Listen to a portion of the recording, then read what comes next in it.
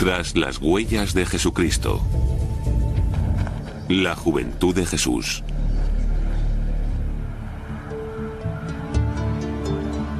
Hacia el año 30 después de Cristo, Jesús de Nazaret fue detenido en Jerusalén y condenado a la cruz.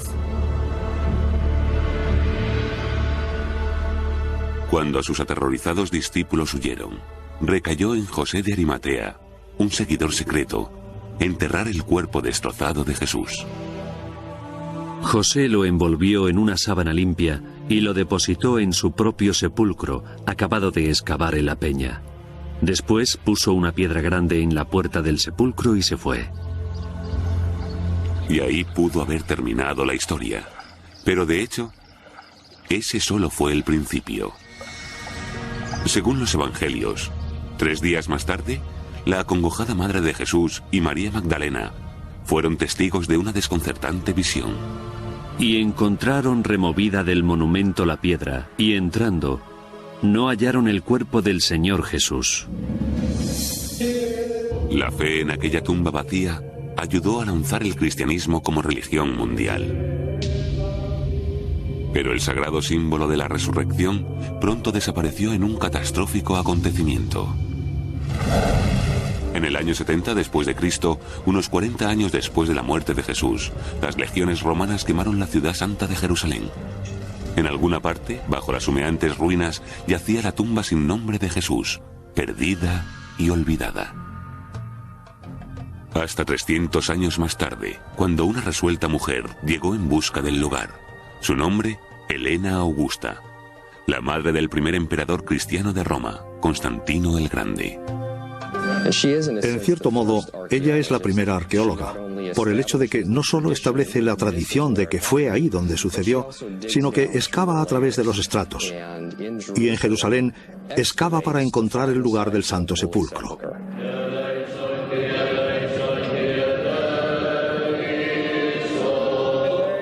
«1700 años más tarde, los peregrinos aún pueden ver y tocar la iglesia construida para conmemorar la tumba que dicen fue descubierta por Helena.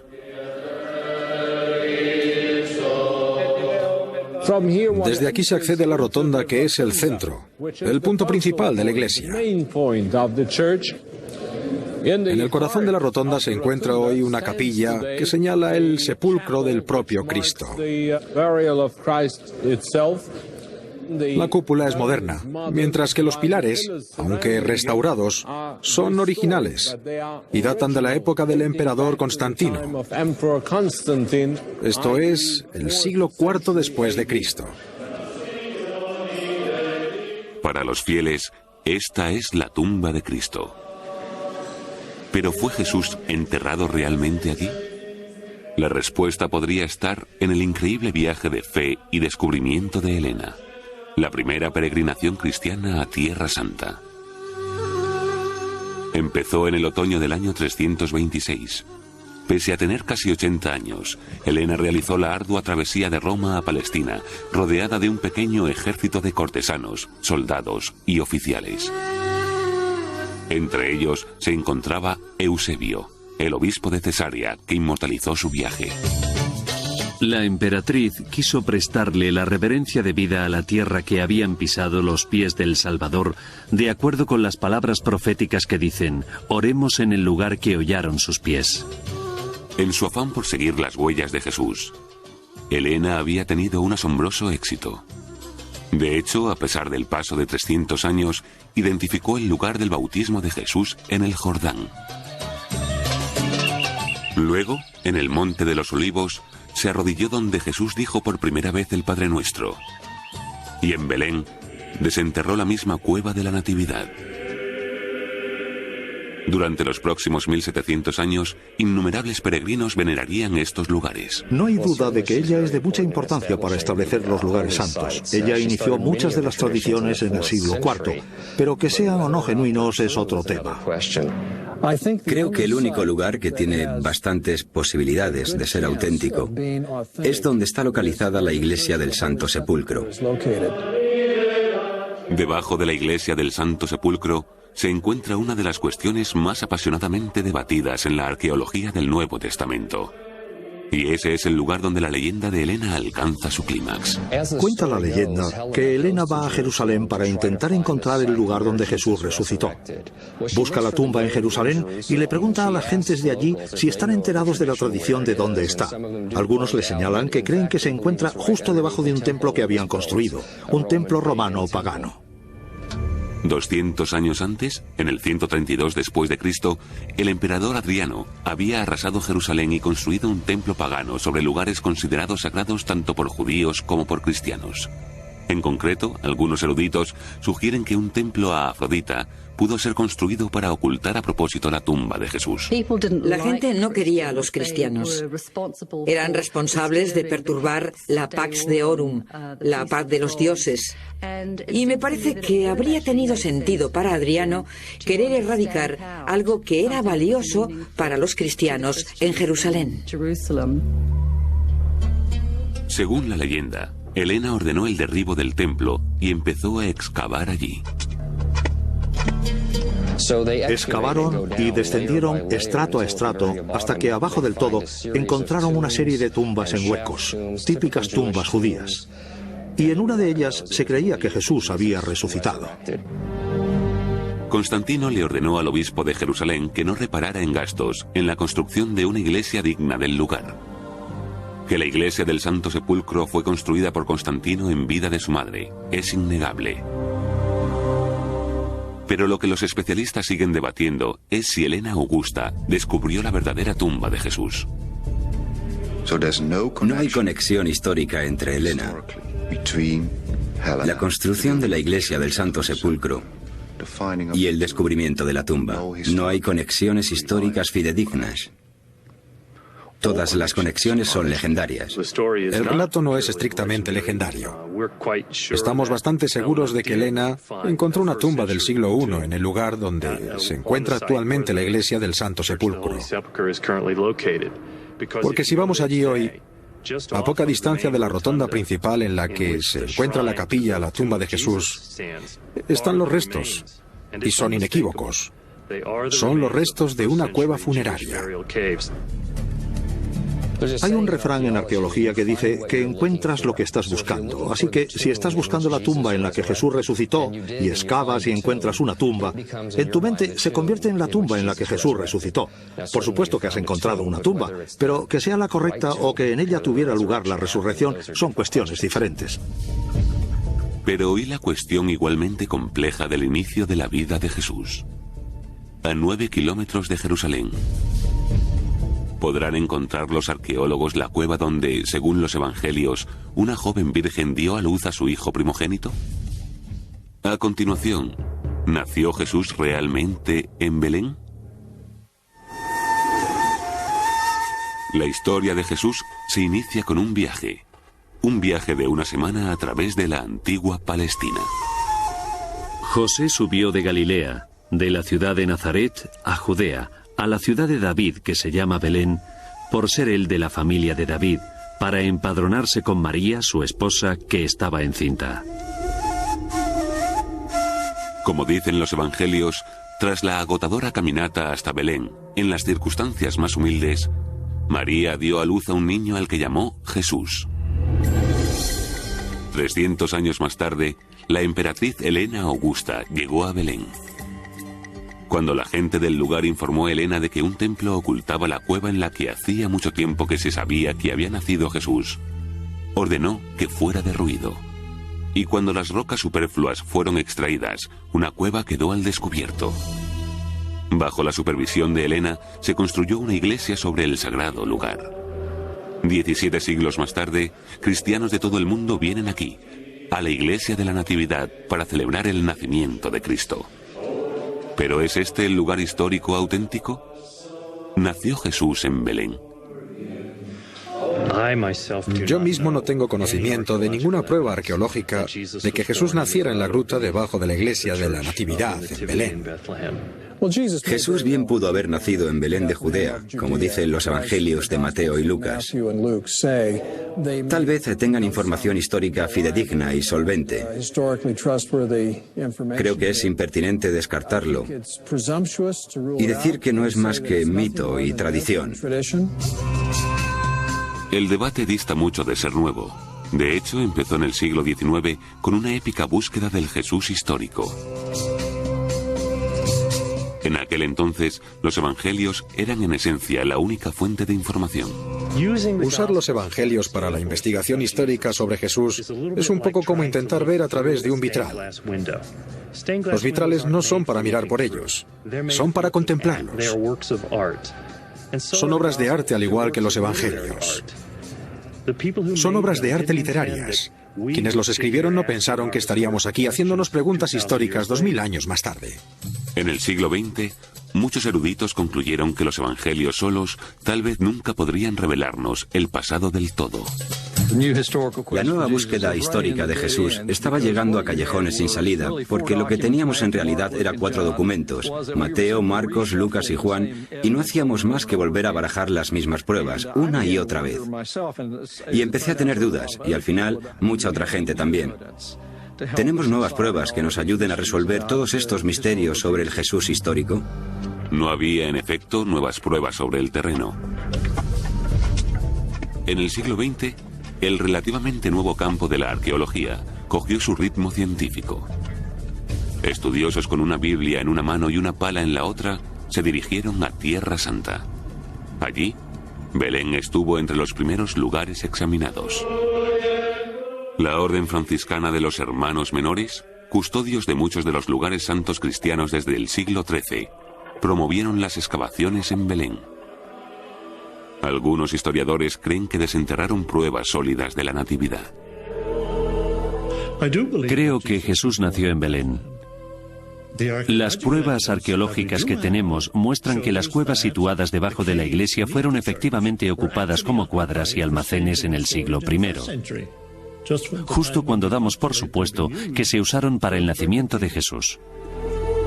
Encima de esas antiguas cuevas, los franciscanos dejaron al descubierto estratos de iglesias que se remontaban a Helena y el siglo IV. ¿Pero prueba la antigüedad del lugar su autenticidad histórica? Hay una diferencia total entre un lugar histórico y lo que podríais llamar un lugar litúrgico, donde algo pasó y donde algo se celebra. Por ejemplo, cuando la emperatriz Helena llega con mucho dinero para construirte una iglesia, no le dices, bueno, Su Alteza Imperial, no estamos seguros de dónde sucedió. Le dices, aquí es donde lo hemos celebrado tradicionalmente. Ahí es donde construyes la iglesia y ahí es donde vas a celebrar el hecho aunque no sucediera ahí. Otros historiadores alegan que los cristianos de la zona sabían exactamente a dónde llevar a Helena. La memoria de los cristianos en Tierra Santa estaba muy en sintonía con una memoria histórica concreta. Recordemos que para ellos, el hecho de que Jesús fuera Dios convirtiéndose en hombre hace que las circunstancias físicas de la vida de Jesús eran en efecto muy importantes. Lo que resalta en Belén es la cueva en la que nació Jesús. Así que para mí eso está unido a una memoria local muy concreta.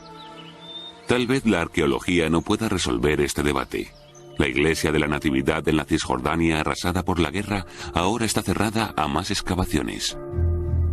Pero un nuevo y asombroso descubrimiento arqueológico podría indicar que Jesús nació en efecto en Belén, pero no en el de Judea. Creo que Jesús nació en Belén de Galilea, a donde se puede ir fácilmente a pie desde Nazaret, el lugar donde se crió. Estudiando el Nuevo Testamento, el historiador Bruce Chilton hizo un asombroso descubrimiento, una referencia a un lugar antes desconocido, llamado Belén. Una aldea en Galilea a 160 kilómetros de la tradicional iglesia de la Natividad en Judea.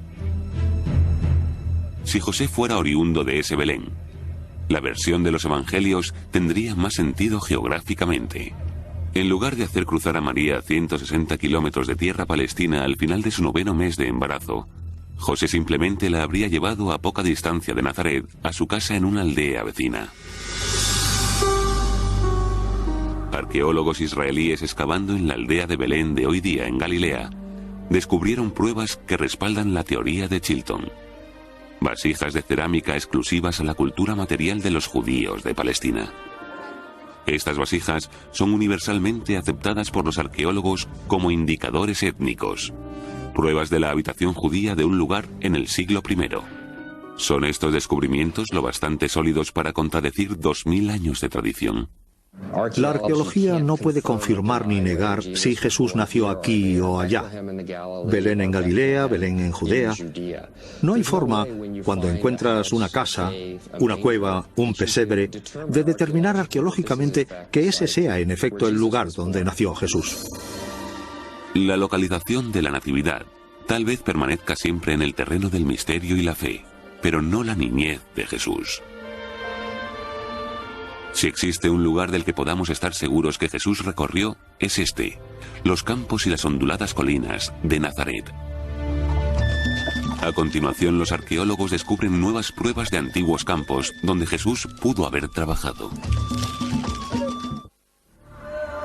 El Nazaret de hoy día es la ciudad árabe más grande de Galilea. Rebosa de peregrinos de todas partes del mundo. Vienen a rezar aquí, a la ciudad más asociada con la vida de Jesús. Especialistas y teólogos generalmente coinciden en que fue aquí donde Jesús se crió en la tradición judía y aprendió el oficio de su padre. Pero algunos eruditos van más allá, sosteniendo que Jesús pudo haber nacido en Nazaret, no en Belén. En lugar de buscar e intentar determinar si este es el lugar donde nació Jesús, si aquel es el sitio donde nació Jesús, lo que la arqueología debería hacer es intentar reconstruir todo el mundo en el que vivió Jesús, intentar entender su vida y sus enseñanzas. Si intentamos comprender el entorno de Jesús, Nazaret, donde se crió, es obviamente un buen lugar donde empezar. Aquí, como en Belén, los franciscanos empezaron a excavar a principios del siglo XX. Sus excavaciones nos dieron la oportunidad de ver la aldea de la juventud de Jesús. Gracias al trabajo que se ha hecho, ya sabemos lo suficiente para afirmar que es una aldea pequeña, una aldea de campesinos, y que quizás habría 300 o 400 personas viviendo allí en tiempos de Jesús. Según se fue expandiendo el pueblo con el tiempo, gran parte de la antigua aldea fue empedrada, y las excavaciones arqueológicas fueron limitadas. En 1997 empezaron los trabajos en la aldea de Nazaret, una recreación multimillonaria del pueblo natal de Jesús. Como preludio de la construcción, los promotores encargaron un reconocimiento arqueológico de rutina. Pero cuando el arqueólogo Ross Bosch condujo un primer estudio del lugar, sus hallazgos no resultaron ser rutinarios ni mucho menos. En nuestro reconocimiento descubrimos que había muchísimas terrazas aquí y encontramos una prensa de uvas parcialmente enterrada, así que supimos de inmediato que aquí había antigüedades y decidimos que este sería un buen lugar para excavar. Pese a la presencia de una prensa de uvas muy antigua, Bosch nunca esperó encontrar nada del siglo I. Pero con una perforación de sondeo, el escepticismo devino en asombro. Esto es parte de una vasija. Esto es de otra jarrita para agua o vino. Esta es el asa de una cazuela. Pero esta es la prueba decisiva que tenemos y nos permite datar la sedimentación o colocación de estas tierras y el cultivo de estos suelos. Sabemos por el material exclusivo del siglo I que ese fue el periodo principal cuando las terrazas se crearon y utilizaron. Bosch se había tropezado sin darse cuenta con los campos trabajados durante la vida de Jesús. Una excavación a fondo empezó a revelar mucho sobre la vida cotidiana en el Nazaret del siglo I. Aquí a mi derecha tenemos una pila donde se habrían conservado las uvas a la espera de ser prensadas en el centro de este lagar, que es un cuadrado tallado en la roca. Y cuando las uvas fueran pisadas por 2 o 3 personas, el zumo empezaría a bajar y caer en esta cuba donde se dejaría fermentar durante 2 o 3 días, lo que iniciaría el proceso de convertir las uvas en vino. Incluso una ojeada rápida a los evangelios revela a un Jesús profundamente familiarizado con esta vida agrícola. Yo soy la vid verdadera, y mi Padre es el vendimiador. Todo sarmiento que en mí no dé fruto, lo cortará, y todo el que dé fruto lo podará para que dé más fruto. Todas estas imágenes tenían que provenir de la experiencia personal, y toda esa experiencia nacería aquí, en esta ladera, a las afueras de la aldea de Nazaret. Pero otros estudiosos lucharon durante mucho tiempo para entender otra referencia agrícola concreta. Un hombre plantó una viña, y la cercó de muro, y cavó un lagar, y edificó una torre, y la arrendó a unos vendimiadores, y partió lejos. Suponiendo que las atalayas no tenían cabida en un campo agrícola, muchos eruditos creyeron que la torre de la parábola era una inclusión posterior en el relato del Evangelio hasta que Ross Bosch hizo un asombroso descubrimiento. Conforme subo por esta colina que está muy erosionada y en la que vemos mucha roca expuesta donde las terrazas se han derrumbado y las tierras de cultivo han sido arrastradas, tenemos en este escalón una de las terrazas conservadas que acaba encontrándose con una gran atalaya de piedra. Y esta torre en concreto está apenas a 6 metros de otra atalaya más abajo en otro escalón. Y detrás de nosotros está la torre más grande. Bosch había descubierto no una, sino 3 atalayas del siglo I en los campos de Nazaret. ¿Por qué estaban allí? ¿Qué vigilaban?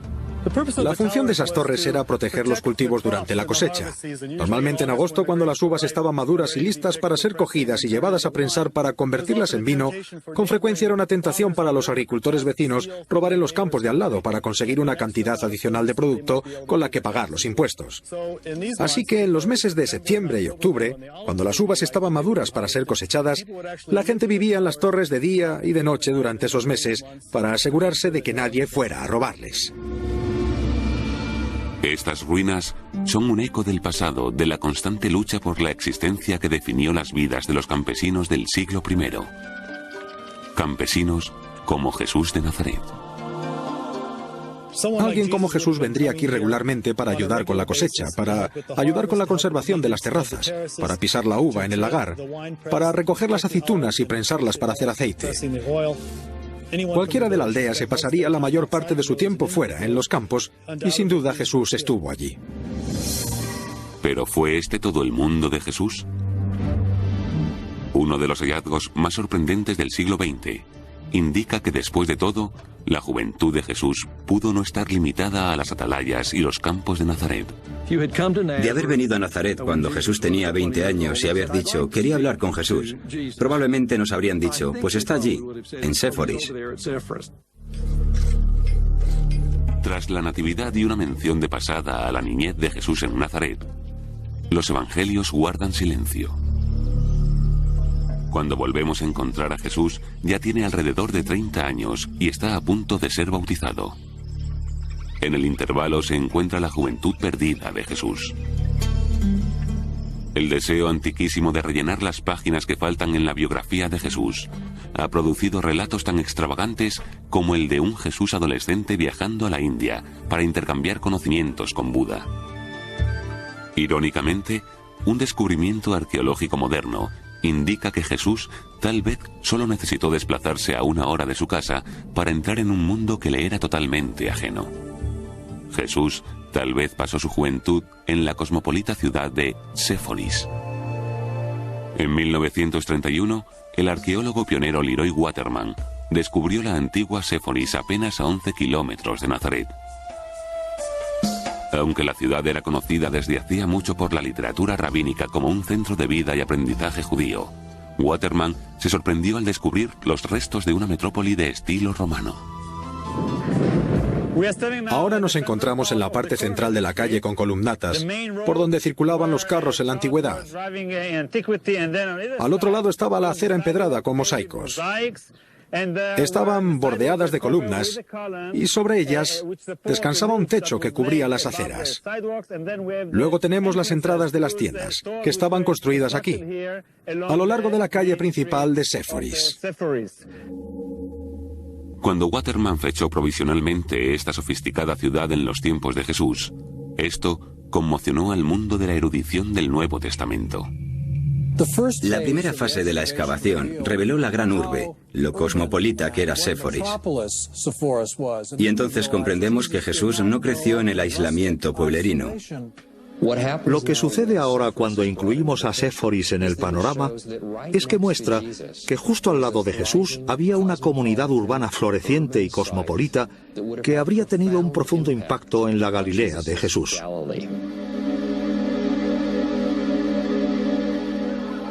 En el año 4 a.C., Séforis fue el centro de una revuelta judía contra la dominación imperial.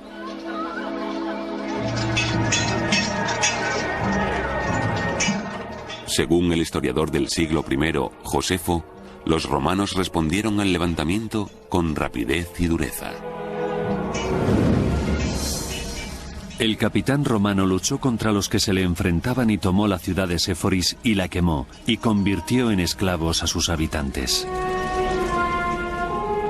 Menos de 10 años después, Séforis volvió a renacer de sus cenizas, esta vez como la nueva capital imperial de Galilea. Se estaba reconstruyendo toda una ciudad, y esto se estaba haciendo justo durante la infancia y primera juventud de Jesús. A mí me parece lógico que su padre, José, un carpintero, y él estuvieran allí trabajando. Jesús es llamado en los evangelios un tectón, alguien que trabaja con las manos. Y tradicionalmente lo hemos interpretado como que era carpintero. Según esta teoría, en realidad pudo haber sido un cantero trabajando, claro está, con las manos, y haber estado trabajando activamente en los proyectos urbanísticos de Séforis con su padre José. Para mí, de haber venido a Nazaret cuando Jesús tenía 20 años y haber dicho, querría hablar con Jesús, creo que probablemente nos habrían dicho, pues está allí en Séforis. No estoy seguro, pero sospecho que era ahí donde estaba. La idea de un joven Jesús absorbiendo cultura grecorromana mientras trabajaba en Séforis revolucionó a los eruditos del Nuevo Testamento. Pero según Zeb Weiss, director de la excavación de Séforis, fue la posible conexión de Jesús con el teatro de estilo romano, lo que suscitó más polémica. Desde aquí podemos hacernos una buena idea del auditorio cubierto al que 4.000 o 5.000 personas, residentes de Séforis y gente de fuera de la ciudad, de otras poblaciones, solían venir a ver las representaciones que se hacían en la ciudad.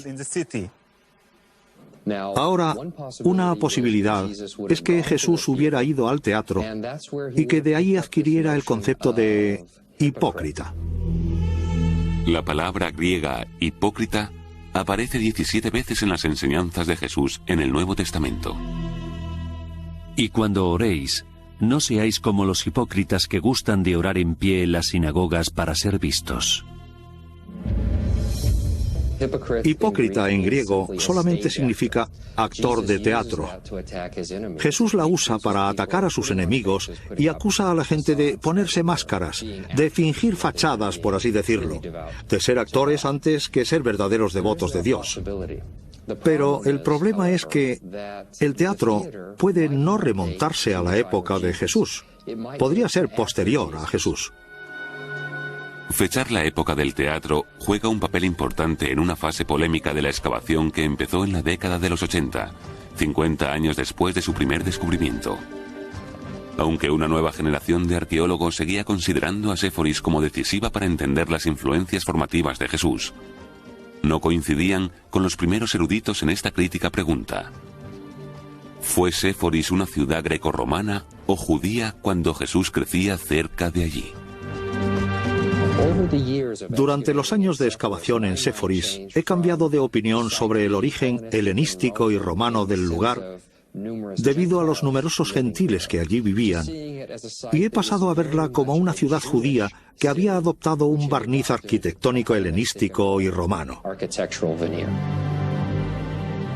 Uno de los aspectos claves para este cambio de opinión es que en edificio tras edificio encontramos vasijas de cerámica que son propias de los judíos del siglo I. Encontramos en edificio tras edificio mikvaots o baños rituales judíos.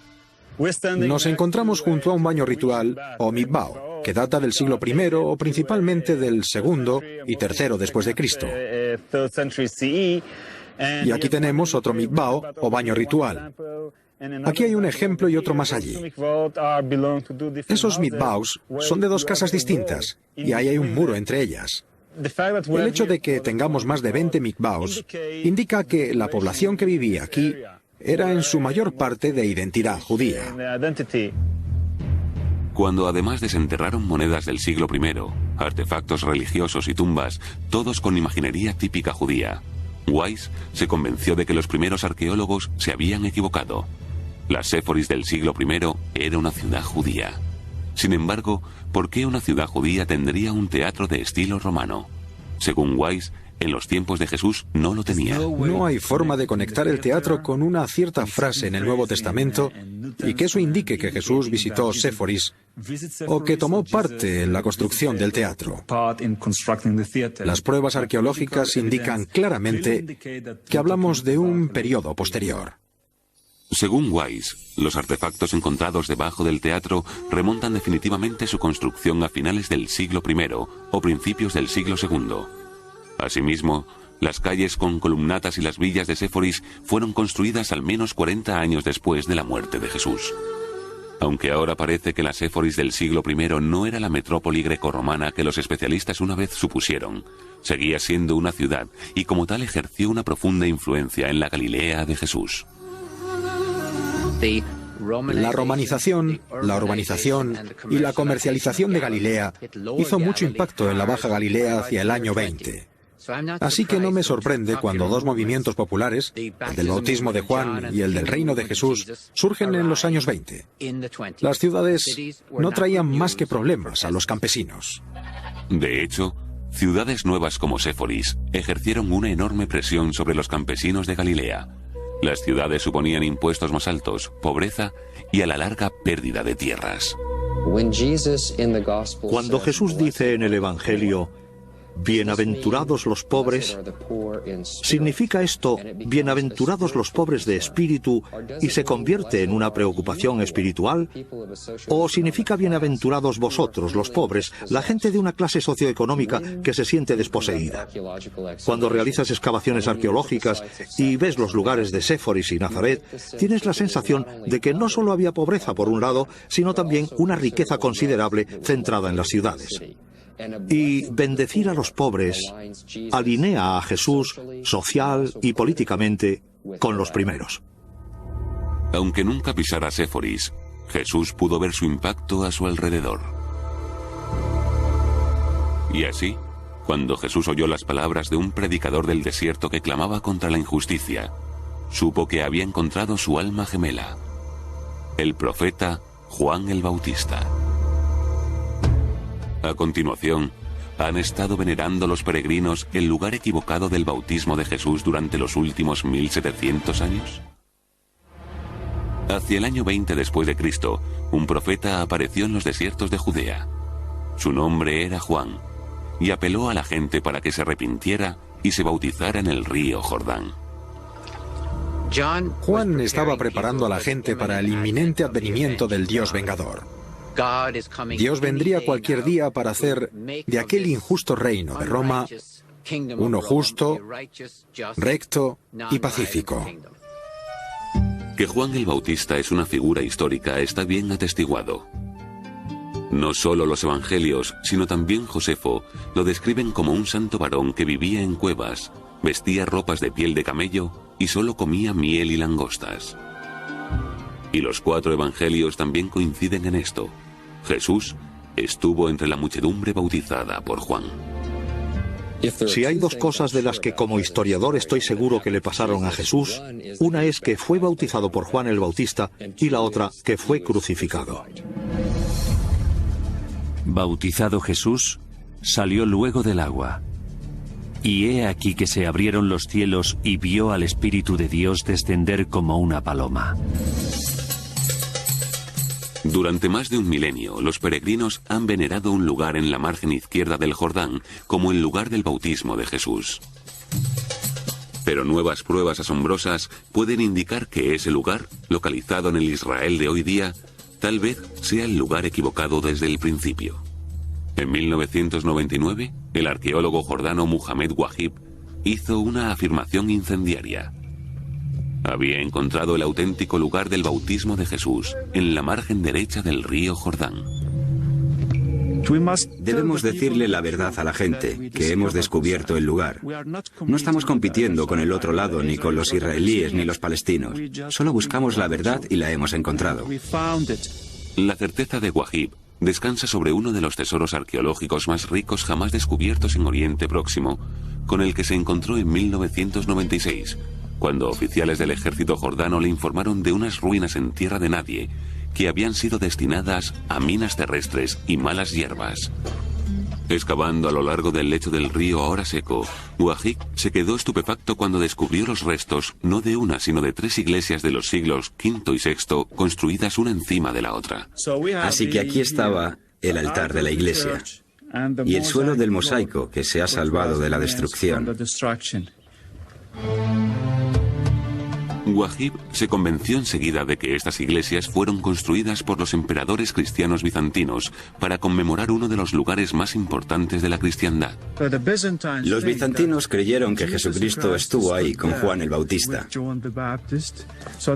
Así que este es un sitio sagrado para los bizantinos. Y de ese modo conocen el lugar exacto donde el Señor fue bautizado. Luego tenemos una escalinata conectada a esta iglesia, que desciende más de 22 peldaños, hasta una zona plana y ancha, cerca del agua donde los bizantinos creyeron que había estado el Señor. Todos estos símbolos son buena prueba de que los cristianos quisieron conmemorar su propio bautismo haciendo esto, grabando esas cruces en el muro. Wahib ha encontrado pruebas de peregrinación. Lo que comenzó con Helena en el siglo IV creció exponencialmente en los siglos siguientes. Pese a los graves peligros y las duras condiciones, miles de peregrinos viajaron a Tierra Santa, donde se construyeron instalaciones para recibirlos. A poca distancia a pie del lugar del bautismo en el lecho del río, Wahib encontró los restos de una de esas estaciones de peregrinos a la sombra de una colina, llamada por los árabes de la zona como la colina de Elías. En la estación de peregrinos había habitaciones para dormir. Había una cocina y a veces una casa de oración, una pequeña iglesia o capilla. Y al día siguiente se levantaban y continuaban su peregrinación a la colina de Elías. En la excavación cada vez más amplia, Wahib ahora ha centrado su atención en la colina de Elías. Para su asombro, descubrió extensas y fascinantes ruinas, incluyendo 3 iglesias, un monasterio y enormes piscinas bautismales. Desde aquí se puede ver esa piscina. Hicieron una escalinata y aquellos peldaños diseñados para facilitar la entrada de los peregrinos y creyentes. Y luego, para entrar en la piscina, hay una escalinata amplia. Si se quiere entrar en la colina de Elías, antes hay que hacerlo aquí. Bañarse, limpiarse, hacer un bautismo de inmersión y luego continuar la peregrinación a las iglesias, los santos y después a los hechos sagrados en la colina de Elías. Pero ¿por qué los peregrinos cristianos abandonaron el lugar del bautismo en el lecho del río para visitar la colina de Elías? El sitio donde, según la tradición, el profeta del Viejo Testamento, Elías, ascendió a los cielos. Porque como Elías vino aquí, Juan el Bautista vino aquí. Para Wahib, todas las cosas se estaban aclarando. Esta era la zona descrita en los diarios de antiguos peregrinos como poblada con ermitaños que vivían en cuevas y monjes que, al menos ya en el siglo III, habían venido a vivir en el desierto de Juan el Bautista. Ya tenemos restos de 3 cuevas, hechas en la ladera occidental de la colina de Elías. Horadaron la roca e hicieron las 3 cuevas.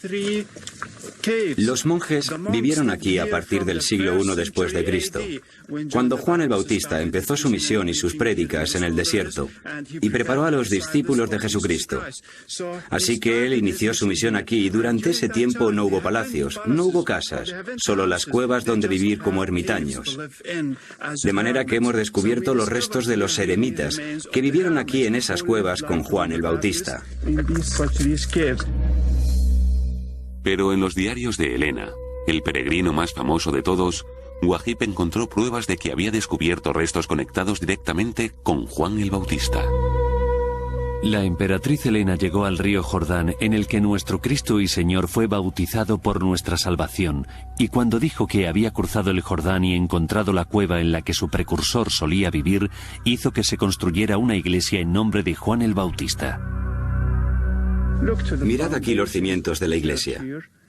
Construyeron delante del ábside. Ahora el ábside es la cueva, de modo que se convierte en el ábside de la iglesia. Pero fue junto a la iglesia donde Wahib encontró el hallazgo que más hace reflexionar pese a ser imposible de probar. Excavamos ahí, al lado de las vigas de madera, y encontramos una calavera. ¿Por qué una calavera sola enterrada aquí sin un cuerpo? Y la respuesta viene de las páginas del Evangelio de Marcos, capítulo 6, cuando Juan el Bautista fue decapitado. Cuando Wahib publicó su informe sobre la excavación, fue un pararrayos para la polémica. Los jordanos afirman que aquel es el lugar genuino y están construyendo un centro turístico allí. Y gente en Israel afirma que este es el auténtico, al otro lado. Y así tenemos dos lugares que compiten entre sí. Y el porqué de eso probablemente esté más relacionado con la economía contemporánea y el atraer turistas que vengan a cada lugar que con la realidad de que Jesús o Juan el Bautista estuvieran activos aquí. Por supuesto que Juan el Bautista es probable que estuviera activo en algún lugar en esta zona, y el descubrimiento muestra que en los siglos IV y V había cristianos que creían que tal vez este era el lugar donde Juan el Bautista había estado activo. Pero que el lugar sea el correcto o no es muy especulativo. Pero otros especialistas apoyan a Wahib sosteniendo que ha encontrado pruebas tangibles de los relatos del Evangelio. El lugar del bautismo de Jesús está claramente indicado en los Evangelios. No hay duda de que Juan el Bautista estuvo trabajando en la margen derecha del Jordán al otro lado de Jericó. Estoy plenamente convencido. Pese a la polémica y el clima explosivo de las actuales relaciones árabe-israelíes, las pruebas fueron lo bastante contundentes para que el Papa Juan Pablo II incluyera el nuevo lugar en su peregrinación a Tierra Santa en 2000. Al final, el Papa no bendijo ni la margen izquierda ni la derecha, sino las aguas del Jordán. Esto es lo que sabemos. Jesús era otro cuando salió de estas mismas aguas. Ahora volvería a casa a Galilea, llamaría a sus propios discípulos y empezaría su propia misión. Una misión que a la larga terminaría en la cruz.